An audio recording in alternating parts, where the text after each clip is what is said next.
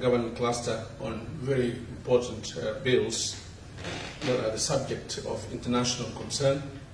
And that includes the Prison Service Act 2011, Amendment Bill 2019, the Southern Sudan Police Liberation Army, Southern Sudan People's Liberation Army Act 2009, Amendment Bill 2019, the National Security Service Act 2014, Amendment Bill 2019, the Police Service Act 2009, Amendment Bill 2019, and the Wildlife Service Act 2011, Amendment Bill 2019, which were thoroughly discussed by the government cluster.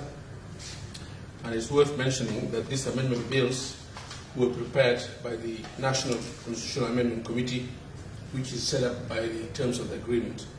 And what this committee did was to look at the bill, make necessary amendments, delete where necessary, substitute, reconstruct, or add as they deem appropriate in order to conform to the terms of the revitalized revitalized agreement on the resolution of conflict in the Republic of South Sudan.